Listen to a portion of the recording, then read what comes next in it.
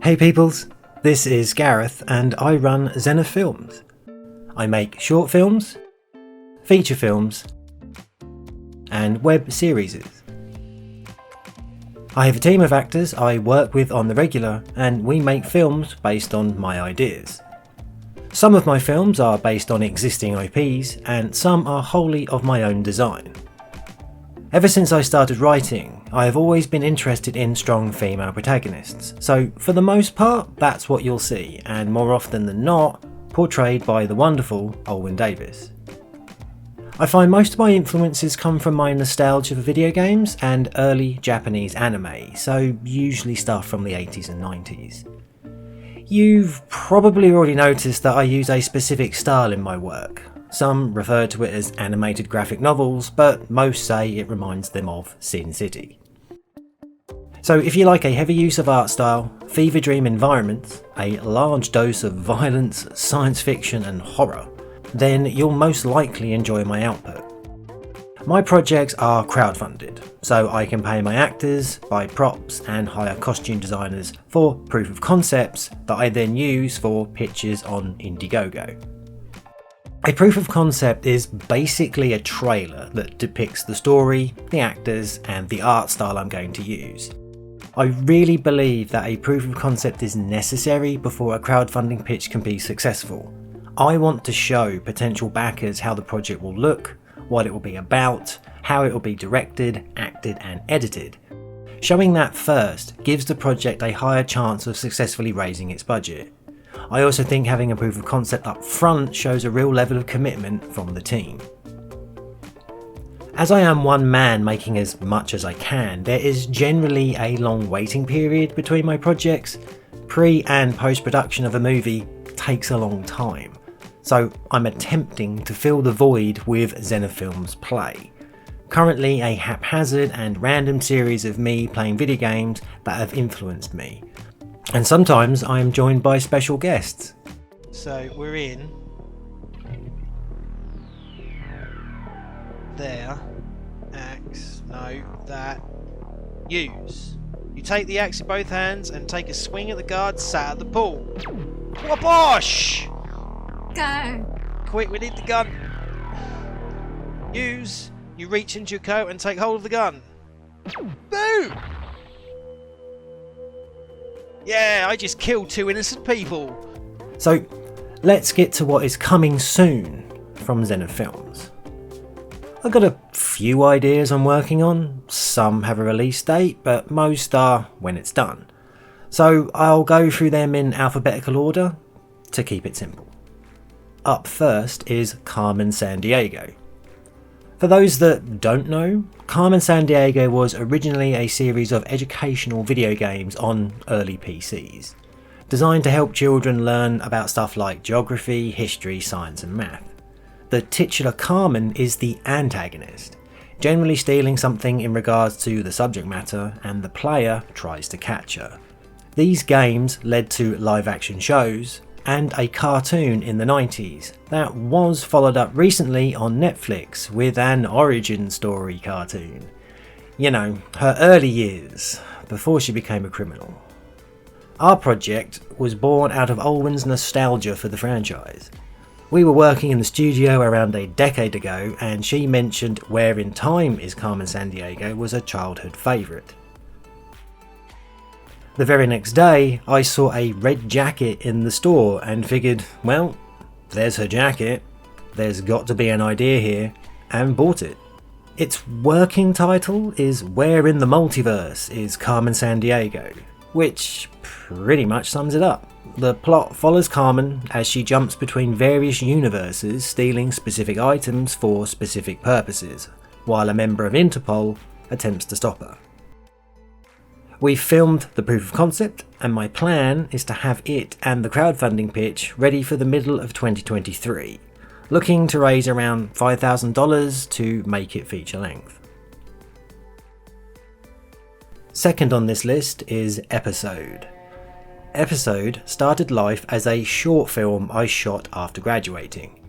It's clearly inspired by the video game Deadly Premonition and therefore also Twin Peaks.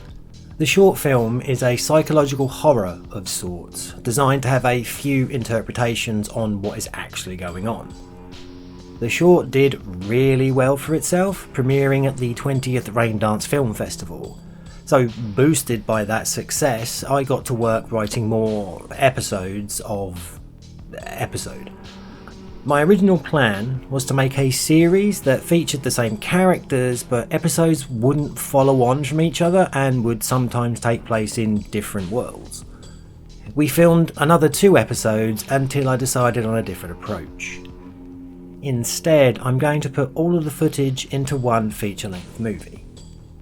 The film will follow Special Agent King and Special Agent Ramona as they complete bizarre investigations in a place known only as Derelict City. With the original inspiration of episode being a video game, I did use other video game styles in the short, and I'm going to continue that idea in the feature as well. I'm currently inspired by early Japanese PC games from the PC-98 and X68000.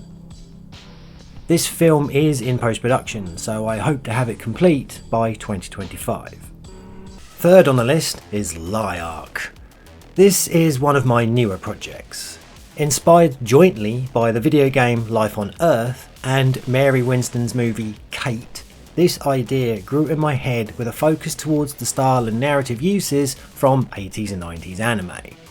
When anime was basically all cyberpunk, so stuff like Bubblegum Crisis, Parasite Dolls, Cyber City Oedo 808, Detonator or Gun, Genocyber, Virus Buster Surge, and Angel Cop, to name a few.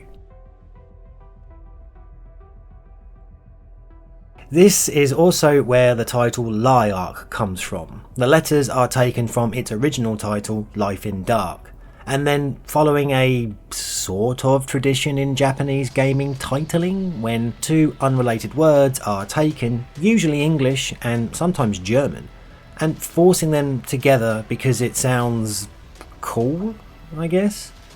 For example, Runark. So basically, this is my first attempt at a live-action cyberpunk horror. The horror in this will be Lovecraftian of a sort. I wrote a script that highlights the themes and have turned that into a 21-page storyboard. The story is set in an undisclosed future and follows Miranda, a scientist who is working with a pathogen that was discovered on a mining asteroid. Unfortunately, all is not what it appears, and soon she is fighting her way across the city to destroy the original sample before it infects the entire world with a madness that spreads. I have scheduled to film the proof of concept this year with Olwyn playing Miranda, and I'm looking at a release window and funding pitch for late 2025. Fourth on the list is Parasite Eve. Much like my recent release of Syndicate Wars, Hostile Takeover, this project was filmed around a decade ago and got put on the back burner so I could work on a funded project. I have done some post-production work on this already, there's a work in progress on the channel, but looking back on it, I'm going to rework it as I've learned a lot of new techniques since making this. This is also the only project that has some outdoor shots filmed very, very early one chilly Sunday morning. I think this will end up being a short film or trailer rather than a proof of concept, largely because the actress playing Aya is no longer living in the UK. So, like Syndicate Wars, it'll be a project for the channel instead. But of course, not to say that if there is a want for it, I can do a pitch for a budget and with that get Erica into the UK to film. The narrative for this one fits in between Parasite Eve 1 and 2. Aya's in the transition from cop to agent, with some style choices from the third birthday. Not currently sure when this will be finished. This is one I'll work on in between other projects. Fifth on the list is probably the most anticipated project for our fans. That's the sequel to Silent Hill Requiem, Silent Hill Lazarus. Set 16 years after Requiem, Lazarus continues the story of Cheryl and James as a new person turns up in Silent Hill, Cheryl's daughter, Jessica. This sequel is going to be a 12-part web series rather than another feature film. The structure I have in mind suits an episodic format and affords me the opportunity to get content out quicker. And thanks to assistance from the Gaming Muse, who also consulted on the script for Requiem, the first 6 episodes are wrote, and so far we have raised enough money to film the first 4 of those 6. Hopefully, each episode released will help raise money for subsequent episodes and I can complete the series. We begin filming later this year and I hope to have episode 1 out before the end of it. 6 on this list is the continuation of Splatterhouse Jennifer Smells of Rot. I'm going to take a big assumption that you have already watched the first 3 parts of this, so here's some background. Originally, this was to be a feature film, but I could only raise half of the budget needed, so I adapted it into a short. Set up as the lost footage of an 80s TV pilot, the story is set in between the arcade game and the subsequent sequel on the Mega Drive, this time following Jenny as she tries to escape the void, while Rick is imprisoned in an asylum for her murder, trying to convince his doctor that he can still save her. Totaling 5 parts, each one is released on Halloween, because of course, so expect part 4 later this year. And if I've assumed wrong and you haven't watched it yet, head over to the channel and check out the playlist. 7th on the list is TLE. TLE is basically my Blade Runner. The 1992 director's cut of Blade Runner is my all-time favourite film. Deckard is a replicant. I will die on there. And I've wanted to turn my passion for it into a dark dystopian cyberpunk noir of my own. TLE is set in the year 2123 and takes place in the city of New Babel. In this dystopian future, the world flooded when the moon moved closer to the Earth, and those that survived live on floating cities. Tali, played by Olwyn, is a humanist. These are individuals whose bodies reject the implant of a nadir port. The port allows access to the virtual world of Xenace, and without access to Xenace, she is locked out of pretty much everything, unable to get a job and unable to live anywhere but in the gutters of the city. So it's a bit bleak for Tali, and the film opens up with her committing suicide. But rather than the sweet embrace of death, she finds herself in a red room with a woman who looks just like her.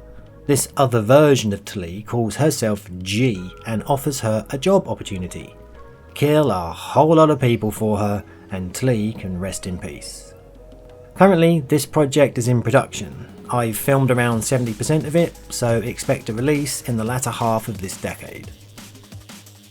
And 8th on the list is Tomb Raider, Lara Croft and the Silver Key. This is another new project we're working on, although I wrote and storyboarded it around 8 years ago.